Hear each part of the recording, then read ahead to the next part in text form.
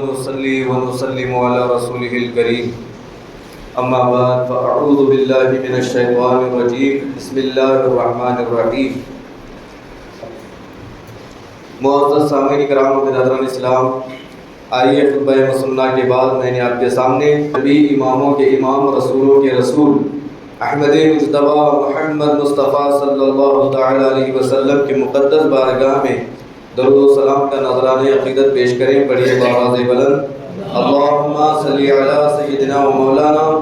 محمد معدن الجود والکرم وآلہ وبارک وسلم، صلو علیہ صلاۃ و سلام علیک یا رسول اللہ صلی اللہ تعالی علیہ وسلم۔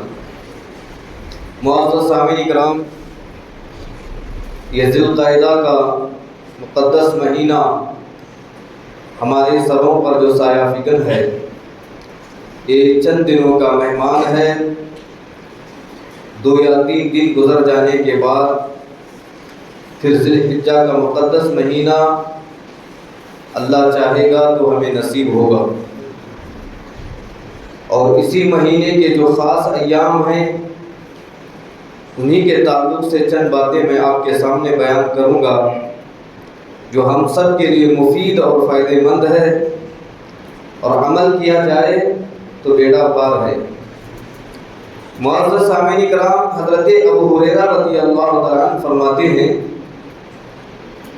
کہ ماہ ذی الحجہ کے جو شروعاتی 10 دن ہیں، جو آنے والا مہینہ ہے، ان میں اللہ تبارک و تعالیٰ کی عبادت کرنا اللہ تبارک و تعالیٰ کو اور دنوں میں عبادت کرنے سے زیادہ محبوب ہے۔ فرماتے ہیں کہ کوئی شخص اس ماہ مقدسہ میں ایک روزہ رکھتا ہے اور ایک روزے کے ثواب 1 سال کے روزوں کے ثواب کے برابر اللہ تبارک و تعالیٰ اسے عطا فرماتا ہے، اور فرماتے ہیں کہ ان ایام کی جو راتیں ہیں، ہر ایک رات میں قیام کرنا، اللہ کی عبادت کرنا، شب قدر میں عبادت کرنے کے ثواب کے برابر ہے۔ معزز سامعین، ماہ ذی الحجہ جو آنے والا مہینہ ہے، یہ سال کا آخری مہینہ ہے، اسلامی سال کا، اور اس کی 9 تاریخ کو بڑی عظمت و شان کے ساتھ تقریب حج ادا کی جاتی ہے۔ میدان عرفات میں تمام حاجی جمع ہو کر کے اللہ تبارک و تعالیٰ کی بارگاہ میں رحمت و بخشش اور مغفرت کا سوال کرتے ہیں، اور اسی مقدس مہینے کی 10 تاریخ کو بڑی تذب و احتشام کے ساتھ عید قربہ منائی جاتی ہے۔ حسب حیثیت جانور کو خرید کر کے اللہ تبارک و تعالیٰ کی راہ میں قربان کر کے محبت الہی کا مظاہرہ کیا جاتا ہے۔ معزز سامعین کرام و برادران اسلام،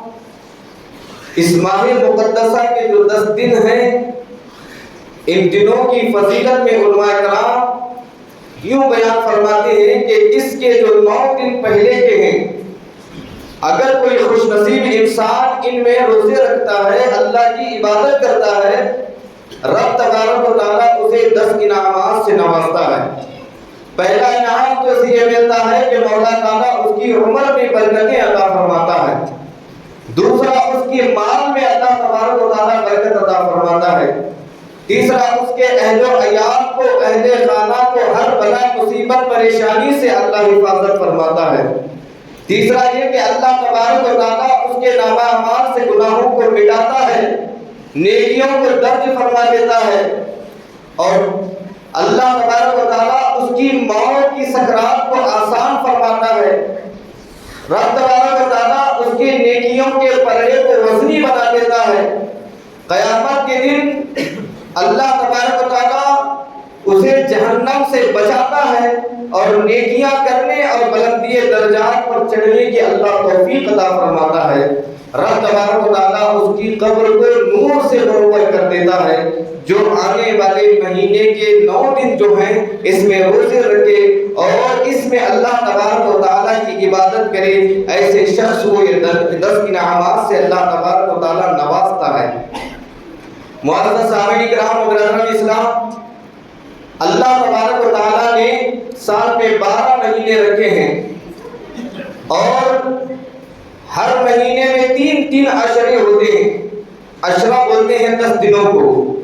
تو ان 12 مہینوں کے اندر جو ہر مہینے میں 3 عشرے ہیں، ان تمام مہینوں سے اللہ تبارک و تعالیٰ نے 3 عشروں کو منتخب فرمایا،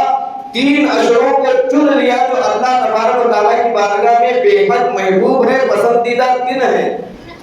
ان میں سے پہلا تو یہ کہ رمضان المبارک کا آخری عشرہ 21 سے 30 دنوں کا جو عشرہ ہے، یہ اللہ تبارک و تعالیٰ کا بڑا محبوب عشرہ ہے۔ اس میں شب قدر کی برکتیں اس کے بندوں پر کا نزول ہوتا ہے۔ معزز سامعین کرام، اس کے بعد محرم الحرام کا پہلا عشرہ، اس میں یوم عاشوراء کی برکتیں نصیب ہوتی ہیں۔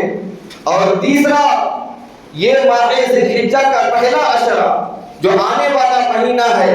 اس کے 10 دن کا یہ پہلا عشرہ اللہ تبارک و تعالیٰ کی بارگاہ میں بڑا محبوب ہے کہ اس عشرے میں یوم ترویہ ہے، یوم عرفہ ہے، عید قرباں ہے، جانوروں کو ذبح کرنا ہے، حج جیسا مقدس فریضہ انہی ایام میں ادا ہوتا ہے۔ آپ اندازہ لگائیے کہ پورے مہینوں میں جو عبادتیں کی جاتی ہیں وہ اس مہینے میں بھی کی جاتی ہیں، مگر اس مہینے میں جو مخصوص اللہ کی عبادتیں ہیں وہ ان دنوں کو چھوڑ کر پھر دوسرے دنوں میں ادا ہوتی ہی نہیں ہے۔ جیسے حج کا فریضہ اور قربانی کا فریضہ، حج کے فریضے کو انہی 10 دنوں کے اندر ارکان حج کو ادا کیا جاتا ہے، اور انہی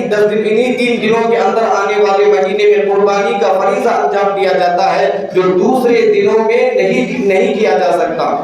اسی کا یہ وقت مقرر ہے ان عبادتوں کا۔ دوسرا، رمضان میں ہم روزے رکھتے ہیں، اس مہینے میں بھی رکھتے ہیں، ہم نماز پڑھتے ہیں، اس مہینے میں بھی پڑھتے ہیں، لوگ غریبوں کی مدد کرتے ہیں، اس مہینے میں بھی کرتے ہیں، مگر آنے والے مہینے کے جو 10 دن ہیں، ان 10 دنوں میں جو عبادتیں اور جو مخصوص اللہ کی عبادتیں ہیں وہ دوسرے دنوں میں نہیں ادا کی جاتی۔ اور اس قسم کے کئی عبادتیں اس مہینے کے اندر، ان آنے والے 10 دنوں کے اندر موجود ہے۔ معزز سامعین کرام، اسی لیے حضرت عبداللہ بن عباس رضی اللہ تعالیٰ عنہ فرماتے ہیں کہ ان 10 دنوں میں جو بھی اللہ کا بندہ اللہ کی عبادت کرتا ہے وہ عبادت اور دنوں سے زیادہ اللہ کو محبوب اور پسندیدہ ہوتی ہے۔ جب حضور علیہ السلام نے اس بات کو صحابہ کرام علیہم الرحمۃ رضوان کے سامنے بیان فرمایا تو صحابہ نے پوچھا، یا رسول اللہ، ان 10 دنوں میں اللہ کی راہ میں جہاد کرنے سے زیادہ ان 10 دنوں کی عبادت اللہ کو پسند ہے؟ تو اللہ تبارک و تعالیٰ کے پیارے حبیب علیہ السلام نے فرمایا کہ ان 10 دنوں میں عبادت کرنا اللہ تبارک و تعالیٰ کی راہ میں جہاد کرنے سے زیادہ اللہ کو پسند ہے، محبوب ہے۔ معزز سامعین کرام، اب جو آنے والا مہینہ ہے، ان 10 دنوں میں اس حدیث پاک سے ہمیں معلوم ہوتا ہے کہ اگر آپ گھر کے اندر کسی غریب کو صدقہ و خیرات کرتے ہیں وہ اللہ کی راہ میں جہاد کرنے سے زیادہ اللہ کو پسند ہے۔ ان 10 دنوں میں آپ مسجد میں، گھر میں، کہیں بھی نماز ادا کرتے ہیں وہ اللہ کی راہ میں جہاد کرنے سے زیادہ اللہ کو پسند ہے۔ اس مہینے میں روزہ رکھتے ہیں وہ اللہ تبارک و تعالیٰ کو اس کی راہ میں جہاد کرنے سے زیادہ پسندیدہ عمل ہے۔ اللہ اکبر! ایسے مقدس ایام ہیں ماہ ذی الحجہ کے، یہ عشرے کے جو دن ہیں، اسی پر آپ اندازہ لگائیں، غور کریں کہ رب تبارک و تعالیٰ نے ان مہینوں کی، جو اس مہینے کی آنے والے، اس مہینے کے پہلے کی 10 راتوں کی اللہ تبارک و تعالیٰ نے قسم کھائی، والفجر ولیال عشر، قسم ہے فجر کی اور ان 10 راتوں کی۔ اب اللہ تبارک و تعالیٰ کو قسم کھانے کی کوئی ضرورت نہیں ہے۔ ہم لوگ قسم کھاتے ہیں کسی بات پر کہ اس وجہ سے کہ ہماری بات کو سچ مانی جائے، اور عظیم چیز کی قسم کھاتے ہیں، قرآن کی، خدا کی قسم کھاتے ہیں تاکہ سامنے والا ہماری بات پر یقین کیا کر لے۔ لیکن اللہ تبارک و تعالیٰ کی ہر بات حق ہے، اسے قسم کھانے کی ضرورت نہیں ہے، مگر رب تبارک و تعالیٰ نے قسم کھائی ان 10 راتوں کی، وہ ہمیں سمجھانے کے لیے کہ ان 10 راتوں کا مقام و مرتبہ کیا ہے کہ اللہ نے کلام مجید میں ان 10 راتوں کی قسم کھائی ہے۔ معزز سامعین کرام، اس لیے خوش قسمتی سے ہماری زندگی میں وہ مقدس مہینہ آنے والا ہے، اس لیے ابھی سے آپ تیاری کریں کہ رب تبارک و تعالیٰ کی بھرپور جس انداز سے ہو سکے عبادتیں کریں۔ ان ایام کو ایسے ہی نہ گزاریں جو پہلے ایام میں آپ گزار دیتے ہیں، نمازوں کو چھوڑ کر کے گناہوں کی بازار کو گرم کر کے ایسا نہ ہو۔ ایک روایت ہمیں یہ بھی ملتی ہے کہ ایک نوجوان شخص تھا اور اس کی زندگی گناہوں میں گزرتی تھی، مگر عجیب اتفاق یہ تھا کہ جیسے ہی ذی الحجہ کا مہینے کے چاند نظر آتا تھا، وہ نوجوان اللہ کے گھر میں عبادت شروع کر دیتا تھا۔ 10 دنوں تک بھرپور اللہ کی عبادت کیا کرتا تھا۔ لوگوں نے پوچھا، لوگ پوچھتے ہیں کہ تو سارا سال یہاں تک کہ رمضان میں بھی گناہوں میں زندگی تیری کٹتی ہے، مگر کیا وجہ ہے کہ تو جیسے ہی ذی الحجہ کا یہ چاند نظر آتا ہے 10 دن اللہ کی عبادت میں لگا رہتا ہے، اس کی وجہ کیا ہے؟ اللہ اکبر۔ اس نوجوان نے جواب دیا کہ یہ حج کا مہینہ ہے اور حج کے ایام ہیں۔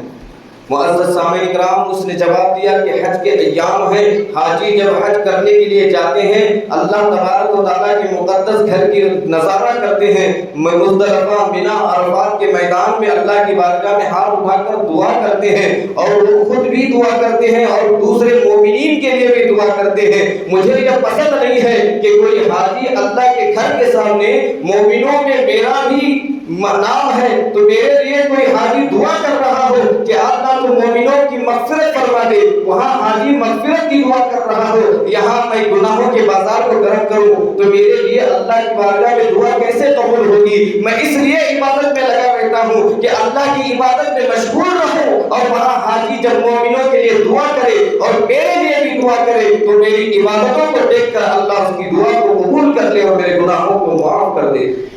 معزز سامعین کرام، یہ سوچنے کی بات ہے، ہم بھی کوئی حاجی حج کرنے کے لیے جاتے ہیں، گھر میں ایک پروگرام سجاتے ہیں گل پوشی کا اور گلے ملتے ہیں، مصافحہ کرتے ہیں، ان کی بارگاہ میں عرضی رکھتے ہیں کہ ہمارے لیے مغفرت کی دعا کر دینا۔ آپ سوچئے کہ یہ کیا تماشا ہے ہمارا کہ ہم حاجی سے کہتے ہیں کہ دعا کرو اور وہ حاجی وہاں دعا کر رہا ہوتا ہے، یہاں نمازیں چھوڑ رہے ہوتے ہیں، ان مقدس ایام کی بے حرمتی میں لگے رہتے ہیں، تو بتائیے کون سی دعا قبول ہوگی؟ معزز سامعین کرام، برادران اسلام، اللہ تبارک و تعالیٰ کا کرم ہے کہ مخصوص ایام ہماری زندگی میں آئے، اللہ تبارک و تعالیٰ کی بھرپور عبادتیں کی جائیں، عبادتوں ریاضتوں میں ان ایام کو گزارا جائے، اور